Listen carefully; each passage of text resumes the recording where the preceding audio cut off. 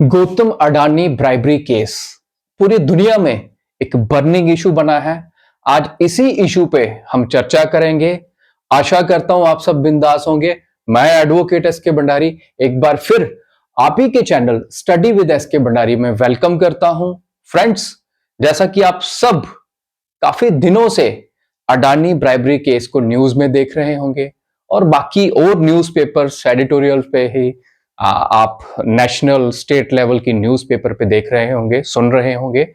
आज हम समझेंगे कि आखिरकार ये पूरा केस क्या है और जो यूएसए ने वारंट भेजे हैं, अरेस्ट वारंट भेजे हैं, यूएसए ने किस बेस पे अरेस्ट वारंट भेजे हैं, इन सभी पे आज चर्चा करेंगे। फ्रेंड्स, ये अगर देखा जाए एग्जाम पॉइंट ऑफ व्यू से भी इंपॉर्टेंट है, क्योंकि जीएस का पेपर 4 अगर आप सिविल सर्विस का एग्जाम दो,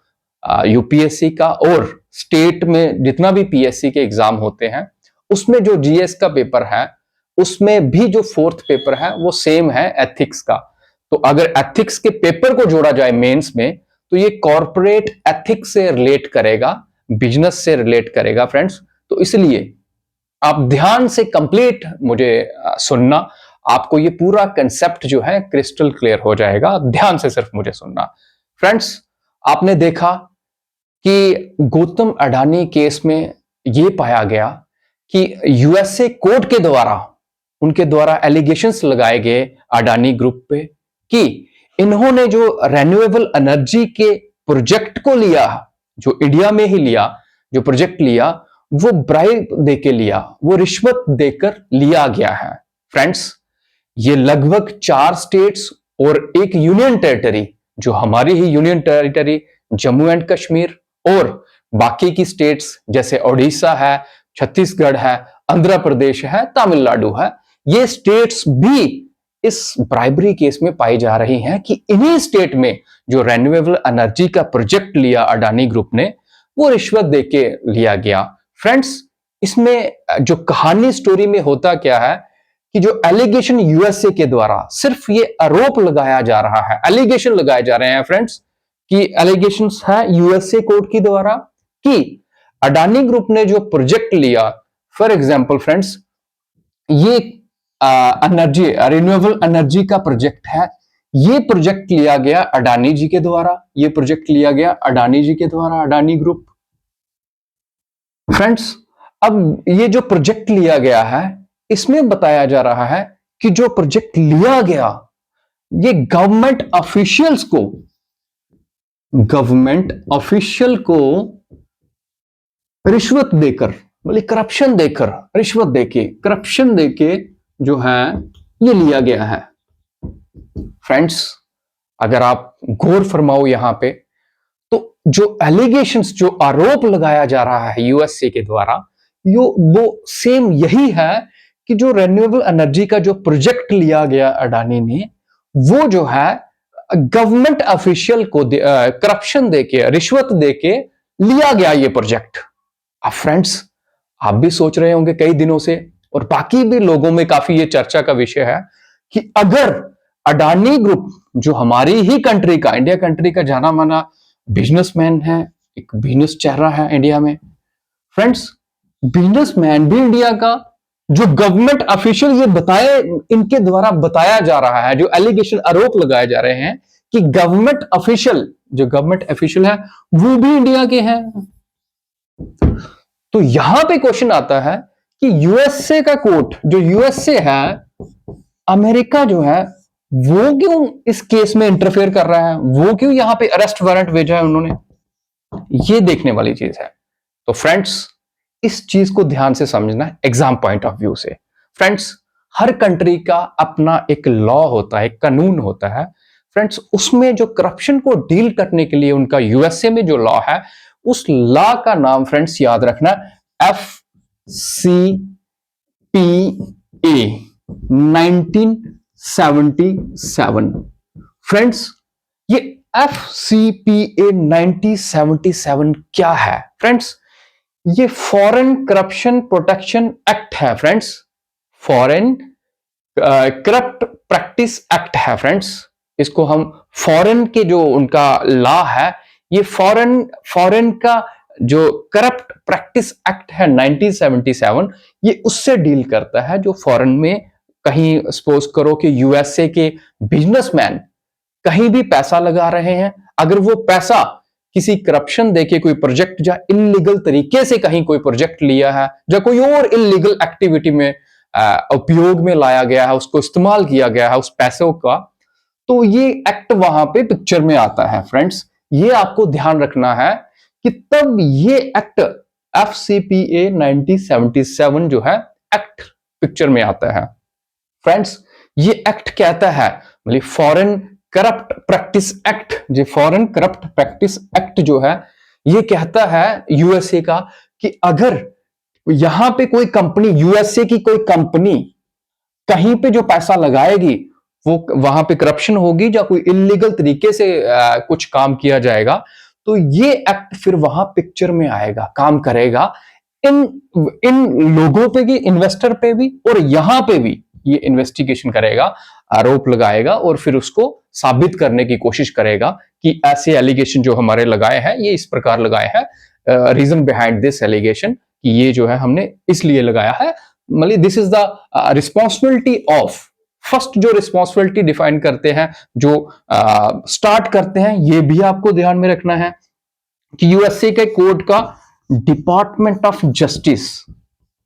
फ्रेंड, डिपार्टमेंट ऑफ जस्टिस जो है ये इनिशिएटिव करता है, ये इनिशिएटिव लेता है किस तरह से,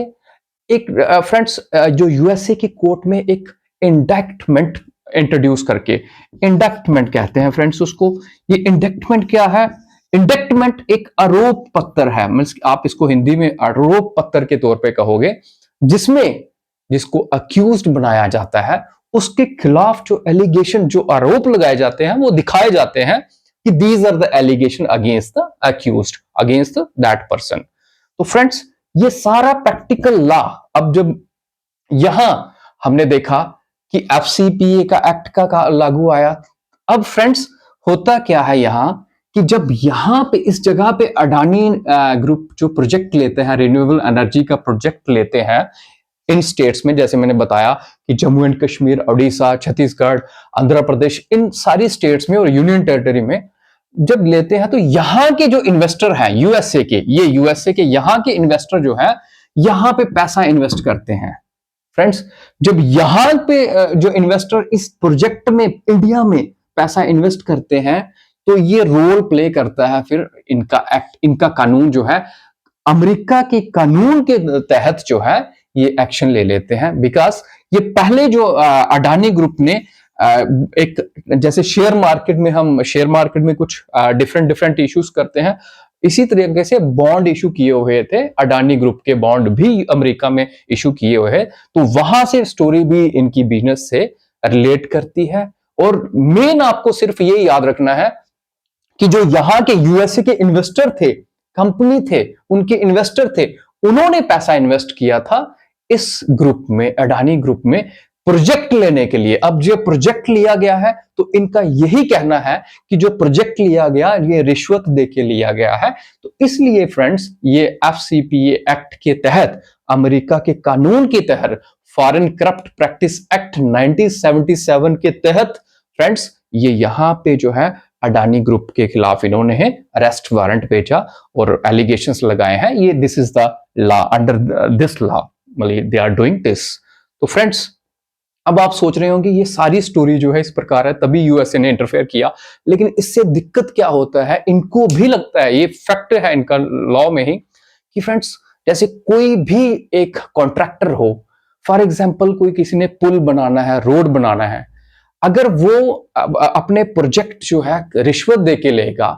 तो जिनसे उसने पैसा लिया होगा, जो इन्वेस्टर होंगे, वो यूएसए के लगा लो या कहीं इंडिया के लगा लो या किसी और कंट्री के, तो फ्रेंड्स अगर वो रिश्वत देके लिया होगा तो एक साधारण सी बात है कि जो काम किया जाएगा वहां से पैसा कमाया जाएगा डायरेक्टली, क्योंकि जो काम प्रोजेक्ट लिया है वो पैसे देके लिया है, वहां पे करप्शन हुई है, तो वहां पे जो काम होगा वो भी करप्शन के तौर पे ही किया जाएगा। तो वो चांसेस होंगे कि जो इन्वेस्टर होंगे, कंपनीज होंगी, उनका नाम भी बदनाम होता है, उनके नाम भी खराब होता है। इसलिए ये यहां यूएसए ने जो है अडानी जी के खिलाफ एक्शन लिया और एक्शन ही लिया है अभी। आप सेकंड क्वेश्चन आपका ये भी माइंड में आएगा, मैं आपको ये भी बता दूं कि जो अरेस्ट वारंट निकला है इनके खिलाफ, क्या अडानी को अरेस्ट कर सकते हैं? तो अभी के लिए फिलहाल जो सिचुएशन है, आंसर आएगा उसका नो। बिकॉज ऐसा नहीं है कि आप एलिगेशंस लगा के डायरेक्ट यूएसए के लोग आएंगे, यहाँ पे एजेंसी आएगी और अरेस्ट करेगी, ऐसा नहीं होगा। इसके लिए भी एक प्रोसीजर बनाया जाएगा, प्रोसीजर होगा अगर ऐसा कुछ ये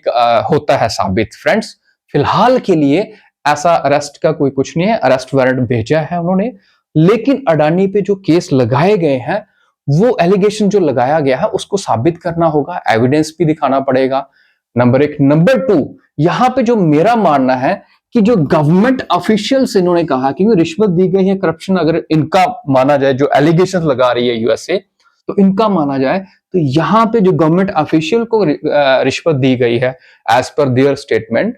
तो इसमें गवर्नमेंट की भी ड्यूटी बनती है कि ये अपने तौर पे भी यहाँ पे थोड़ा एक्शन ले और देखें इसकी, इट्स मैटर ऑफ इन्वेस्टिगेशन, कि देखें कि गवर्नमेंट की रिस्पॉन्सिबिलिटी है कि गवर्नमेंट अपना आंसर दे, गवर्नमेंट अपना जवाब दे यूएसए को भी, और गवर्नमेंट ऑफ इंडिया जो है वो आगे जो उनके बॉडी है, ऑर्गेनाइजेशन है, उनसे भी बातचीत करके देखे कि actually what is the matter, कि मैटर क्या है, जिससे कि हमारे रिलेशन जो है इंटरनेशनल लेवल पे अच्छे, रेस्ट ऑफ द कंट्री के साथ भी अच्छे रहेंगे, और बाकी का सिस्टम भी जो इंटरनेशनल रिलेशन जो है वो स्मूथ सिस्टम से चलेंगे।